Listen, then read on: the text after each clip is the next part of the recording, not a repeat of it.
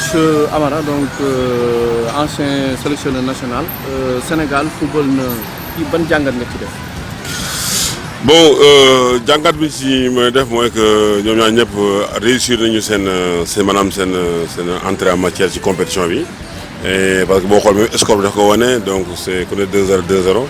mais niñ ci mën a jàngat seen adversaires yi mën nañ ni Kenya moo gënoon dëgër Tanzanie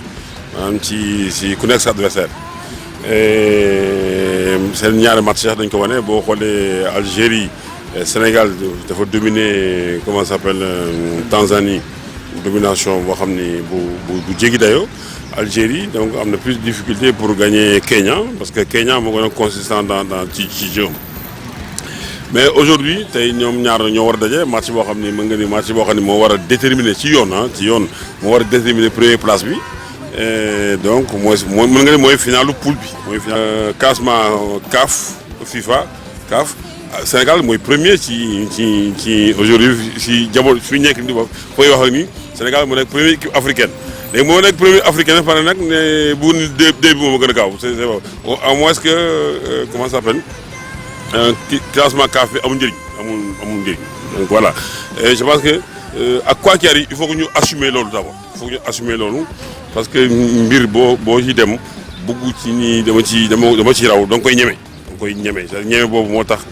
maanaam des fois ngay feqatu pour wala di def am dépassement sa fonction pour mën a jëli li nga moom parce que je pense que équipe du Sénégal bi tey toll na foo xam ni je pense que war na mën a assumer loolu après lu am ëllëg yàlla moo am mais au moins ñu fii jëm ñu nit fu muy jëm dafa koy ñeme et dafa war a feeñ tey ci match Algérie bi moo tax ma ni Belmadi doona jëm jaay muus du Sénégal mooy favori di ñu jéem a nelawal Aliou Cissé aussi tontu na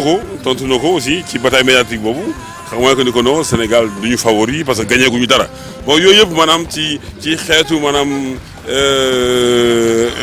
compétition la entre entraîneurs bon mais loolu bu weesoo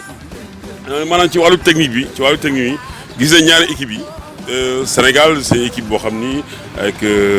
beaucoup d'impact physique avec des joueurs beaucoup d'individualité et Sénégal ci Coupe d'Afrique bi bi ñu commencé nii man gis naa ko depuis contre Madagascar contre Mali bi ñu footballé et wane war nañ ko contre ci match bi ci match contre Tanzanie yéen équipe Sénégal boo xam day dem ci kaw maintenant day dem ci kaw jege taatu kaw jaamur yi maanaam ce qu'on a bloc haut avec ay passante yu gaaw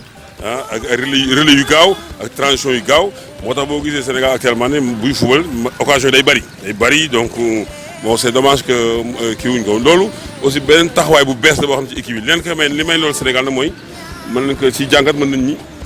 équipe bi maanaam léegi am nañu ay vécu d'ensemble am nañu expérience yoo xam ni am nañu yu dund ñoom seen biir ba léegi gën a jël confiance léegi confiance boobu nañ ko léegi nañu transformer confiance boobu en plaisir. retour Sadio Mané yokkute la ci équipe bi ci kaw boo xoolee match bi passé muy Ismaïla Sarr muy Krépin Diatta muy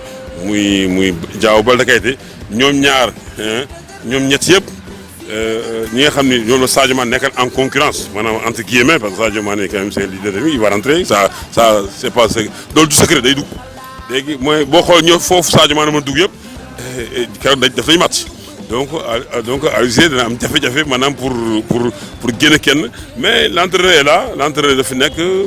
pour jël ay décisions yoo xam ni moo gën ci équipe bi donc Sénégal ñun ñëpp tey boo doon def sondage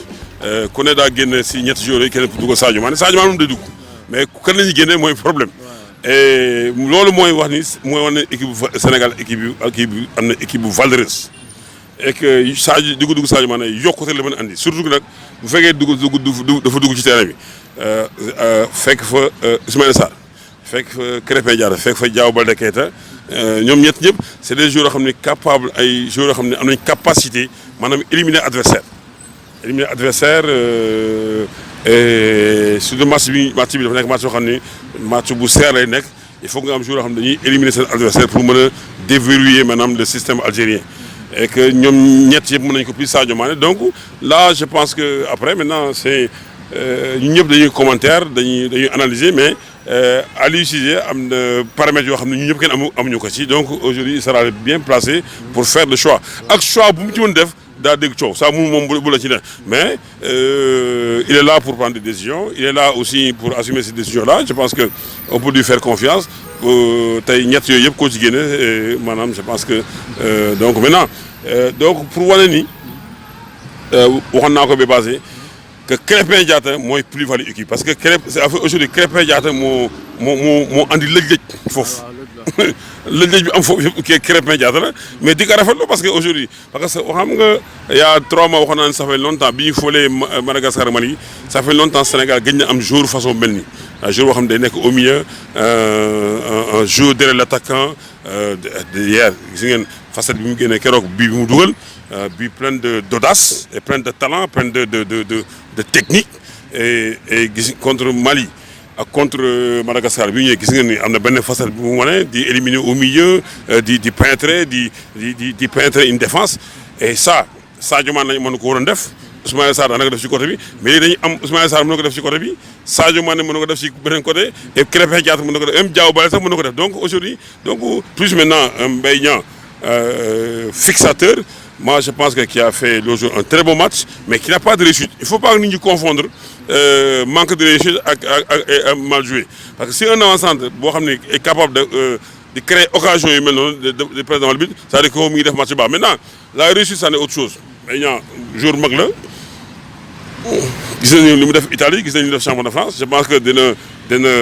retravailler confiance am pour que de suite contre l'Algérie mu efficace xam nga des fois aussi bon ñun aussi des fois foofu la ñuy mooy suñu tard quoi moi je pense que le temps d'une compétition donc aujourd'hui quand même on a une équipe équilibrée boo xam ni mën na créer problème à l'Algérie mais attention aussi les coups de pied arrêtés yoo xam tey mën na déterminant trop ci match bi je pense que il faut que ñu def attention trop parce que Algérie dañ ñëw duñu joxe seen bopp parce que quoi qu'on dise aussi xaw nañu ragal tuuti Sénégal donc nañu def attention ba duñ joxe seen bopp donc boobaa coup de pied arrêté yi mën nañu am njëriñ ne bee passé dañ ko asalo bu métti c'est-à-dire que bee passé suñu coup de pied arrêté yi exploité wuñ ko bu baax en même temps aussi nañ def attention ak coup de pied arrêté aussi c'est bu Algérie parce que bu ñu oublier que ni Algérie am nañu benn ballon d'or bu nekk seen biir muy Mahrez waaw bu ñu ko fàtti donc ça je pense que des fois ñun c'est bien nga gëm sa bopp di xaar sa bopp mais aussi adversaire ngay xool force bi mu am pour xam noo koy continuer nii sans pour autant nga déjouer. Merci.